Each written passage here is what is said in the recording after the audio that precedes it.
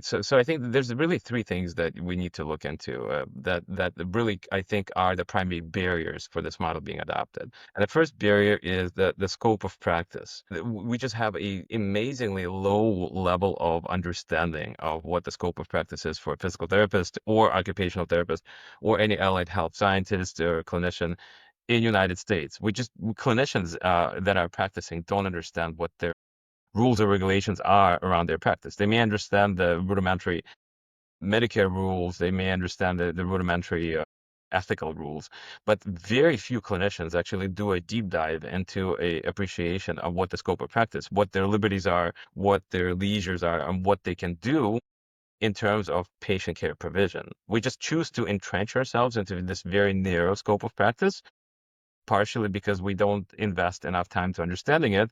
And we just get indoctrinated into, I'm a PT, I'm just going to continue to go through this safe lane because I have been doing it for years and not venture out anywhere out of it, right? But the reality is, we actually have a pretty broad scope of practice in the United States. And depending on the region, like there's 26 states that have unlimited direct access. We essentially have can do so much more already within the parameters that have been set up for us. The second, I think, strength or the second limitation is a collaborative issue.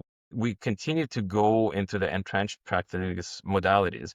We don't collaborate, which we need to collaborate with other healthcare practitioners. Now, it's same surgeon that may have a perverse financial incentive to do a lot of surgery. In reality, like there's no limitations for surgery. Most surgeons are busy enough as it is. Most of them will have a 6-month wait, especially the good ones, right? So they're not starving for surgical cases. Good surgeons will provide surgery when surgery is needed.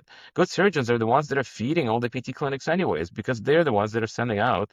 And only, what, 3% of all MSK cases that are triaged by surgeon actually result in surgical care.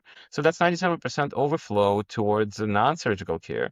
That's 97% of overflow where if you are in a collaborative mindset, you build your community of professionals and you work with surgeons in the same level because you are a musculoskeletal professional, you're a physical therapist, provide non-surgical care.